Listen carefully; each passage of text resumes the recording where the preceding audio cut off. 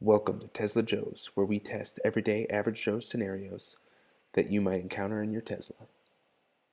Please remember to like, share, and subscribe. You can also follow us at Tesla Joe's on Twitter. Today we're going to be taking a look at our 2020 Model 3. We've had it for just over 1,500 miles, and I want to share my experience with you. To start off our 2020 Model 3 review, I want to take a look at our summary page. Our Model 3 is the SR Plus, or the Standard Range Plus. We ended up going with the Midnight Silver Metallic paint. We stuck with the Aero wheels. And as a part of the Plus package, you do get the partial premium. Every Model 3 comes with autopilot standard. And as you can see, we did purchase the FSD option after delivery. Let's take a look at the FSD, or full self-driving capability features, that we did purchase after we took delivery of the car. First and foremost, every car does come with autopilot. That gives you the ability to steer, accelerate, and brake behind other vehicles. Now with the full self-driving capability, it gives you the ability to navigate on autopilot, which is really awesome. It gives you the ability to auto lane change. It gives us the ability to parallel and perpendicular park. And one of the coolest features is advanced summons.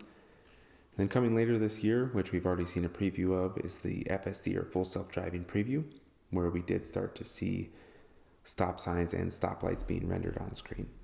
Please take a look at our other videos to see demonstrations of the FSD preview, navigate on autopilot, and auto line change. We also have a separate video on advanced summons. When you have time, check it out. So we know the features of full self-driving. Now here's the bill. It costs $7,000 plus tax.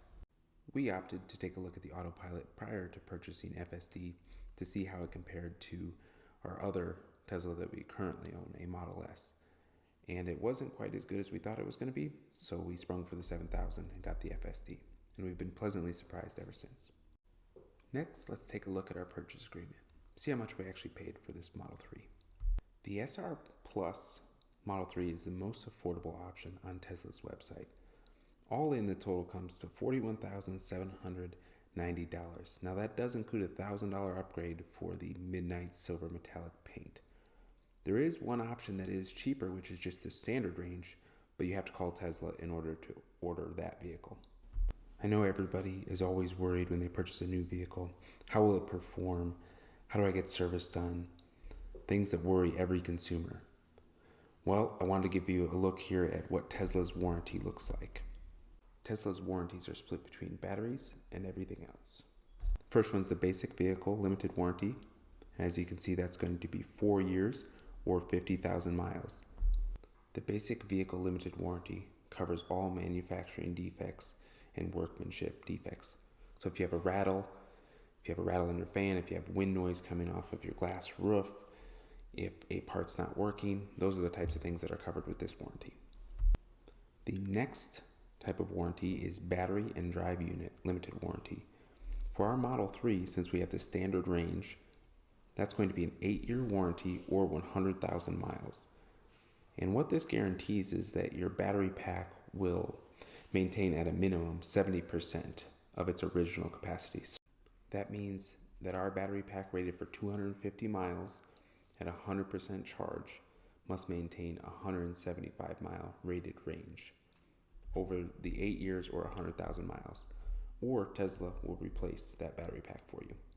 One of the first major differences of the 2020 Model S is the addition of the outward-facing speaker, and that's used for the pedestrian warning system. Late 2019 models also included this speaker. Let's have a listen to our artificial reverse sound and then our artificial moving forward sound.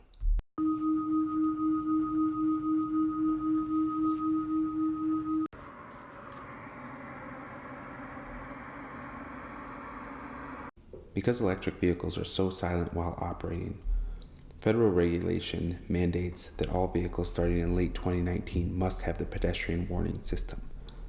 And this system will emit the noise when the vehicle is traveling under 20 miles an hour. After that, the noise stops. Let's take a look at the exterior of the vehicle and see how our panel gaps are on our 2020 Model 3. Here's a look at our back passenger side.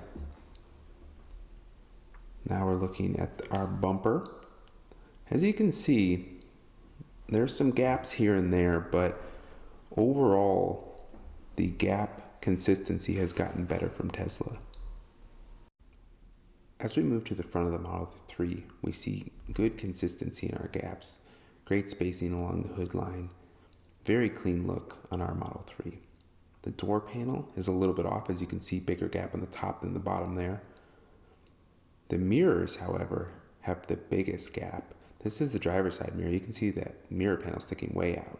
And then we move to the passenger side. Same thing, the top of that panel sticks out. The all-glass roof on the Model 3 has been under scrutiny over the years due to the very loud wind noise that it produces on the freeway.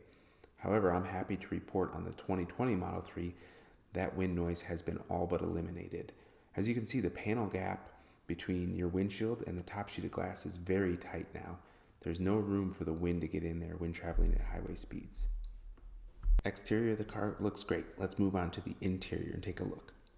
First thing I want to show is the large gaps and inconsistencies around the speakers. And these speakers are right up against the dash. That was the passenger and driver side. You can see very large gaps there. Next, I want to take a look at the seats. The seats are improved incrementally as the years go on, and even as the quarters go on. The new seats are the most comfortable car seat that I think I've ever sat in. I would say they're even more comfortable than a Lexus seat, and certainly more comfortable than my 2015 Model S seats. Awesome seats. Let's take a peek inside the frunk. The frunk in the Model 3 is not a very large space, but it is a functional space. Here we're having a look at the hood. As you can see, that's changed over the years as well. The plastic pieces here in the frunk area have greatly improved in terms of their panel gaps.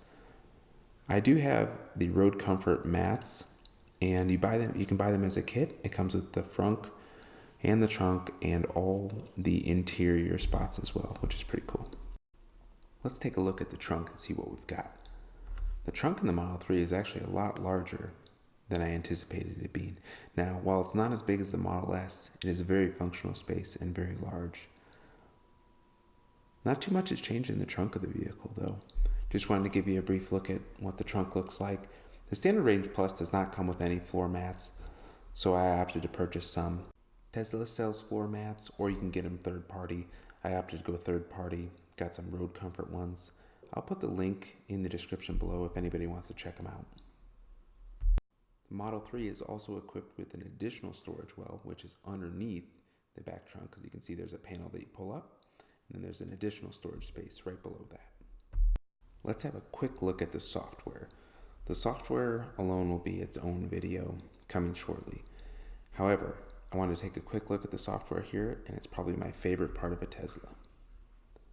First, let's get started by looking at the different games. The games are in the arcade mode. You've got Cuphead. Keep in mind you do need a controller to use that. Otherwise, I like Beach Buggy Racing, and I play a lot of chess in my vehicle.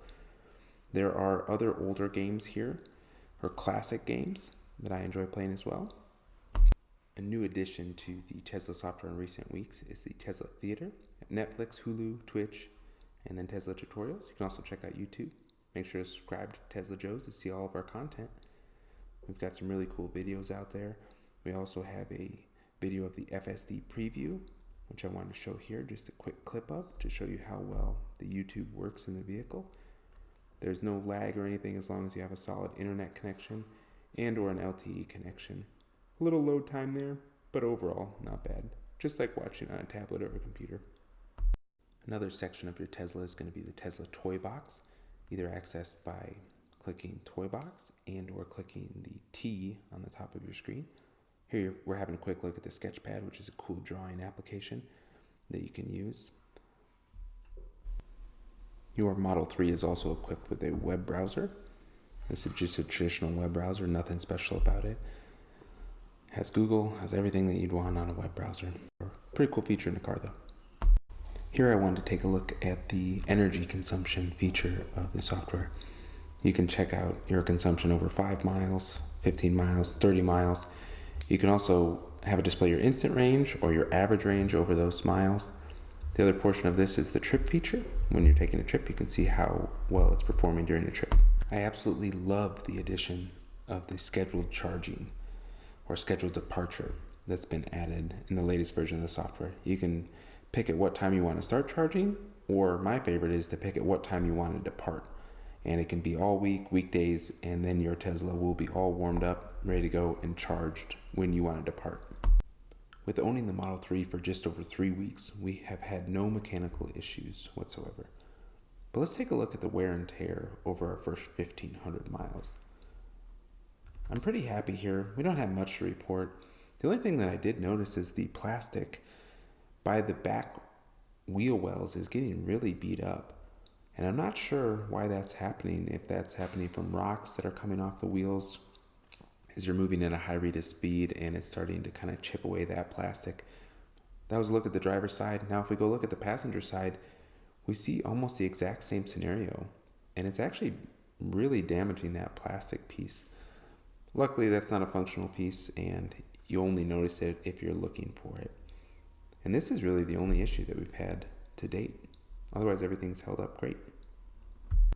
Some of you may have noticed that we have a Chrome Delete package on our vehicle. I'll put the link in the description below. Let's take a look. Here's what our vehicle looked like upon delivery. Prior to the Chrome Delete, we removed the Aero wheels and added the Aero wheel kit that we bought directly from Tesla. This kit was $50 and it takes less than 10 minutes to do all 4 wheels. Let's have a look at our Chrome Delete. It was the Nikola Pro Chrome Delete kit. As you can see, it covered the entire vehicle. It deletes all of the chrome on the vehicle. And this is a 1080 or a 2080 3M product. It took about 5 hours to install this, so it is labor intensive, but for around $150, depending on when you buy it from Amazon, it's a great deal. Thanks for watching our 2020 Model 3 review. Please remember to subscribe, like, and share our videos, and follow us on Twitter at Tesla Joes. More content will be coming shortly.